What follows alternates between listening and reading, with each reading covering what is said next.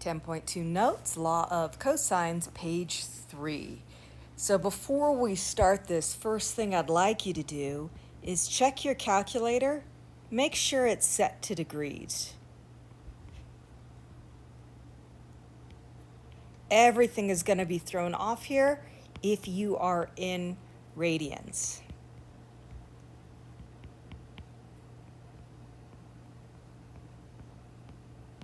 Cool, so we're good.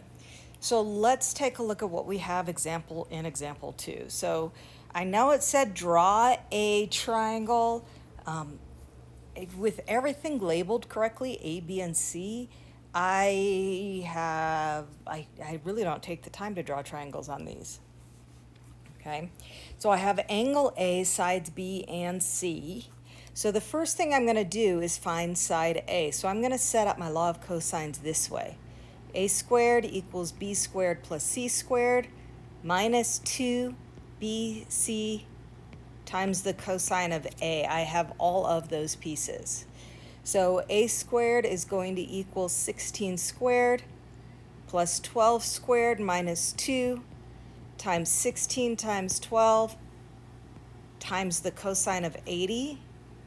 And I am going to lay this all out. 256 plus 144 minus 96 cosine 80.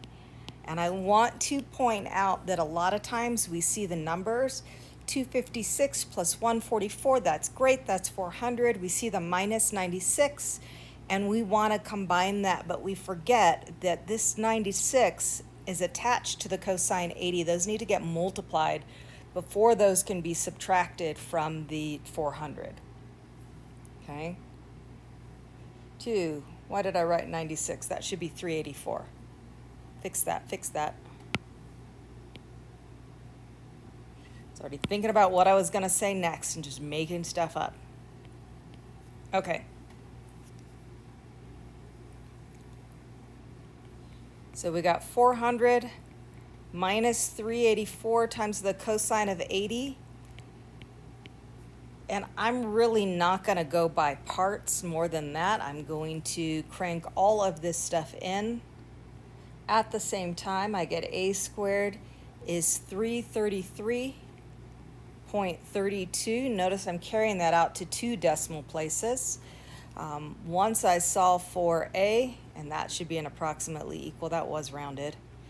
A is approximately 18.26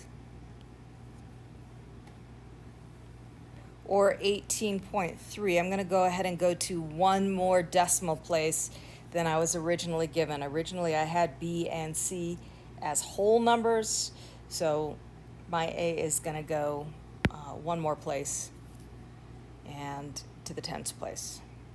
Okay, so I've got side A. So at this point, I know all 3 sides, A, B, and C. I have one angle, and so now I'm going to use the law of sines. So let's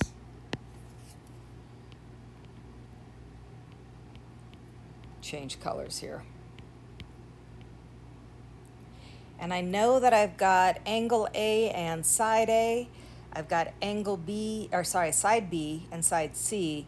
And so I always go largest to smallest. So I'm going to set this up to find B next. So I've got the sine of B, just a reminder of law of sines. And I'm going to set that equal to sine of A over A. So I got sine of B over B is 16. Angle A is 80. The length of side A we just found is 18.3.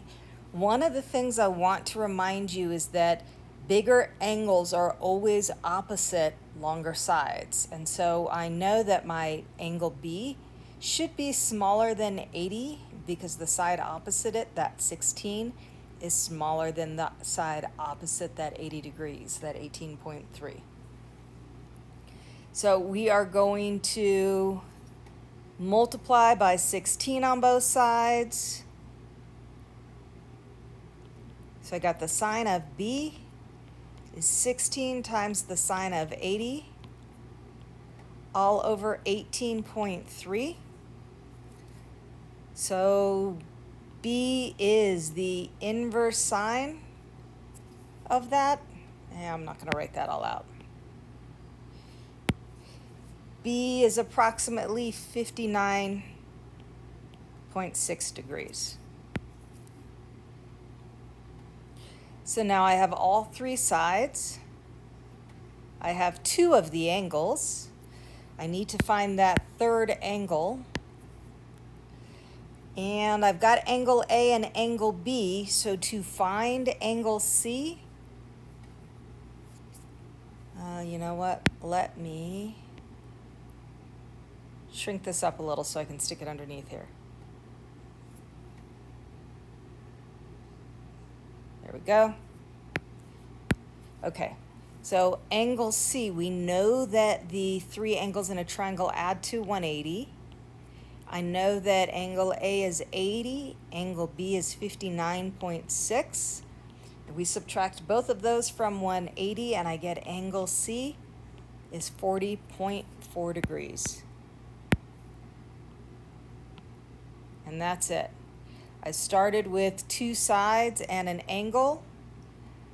I found the other two angles and one side, and that one is done. So, example 3.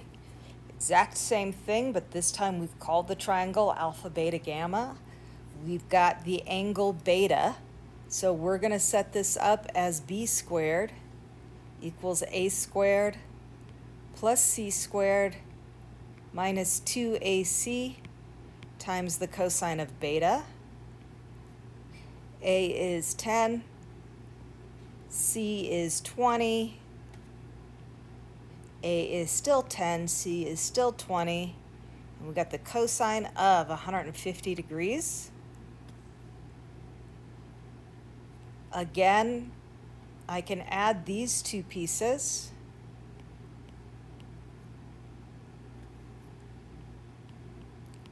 And multiply this part out.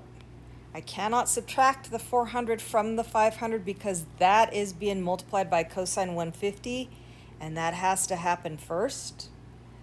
B squared then is approximately 846.41, which means B we're going to call 29.09 once we take the square root of that.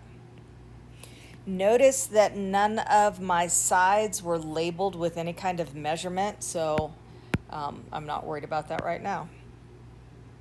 So I found side B, which means that right now I know all three sides. I have one of the angles. So now I'm going back to the law of sines.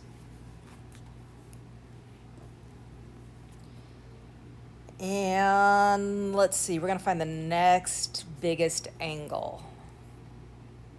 So C.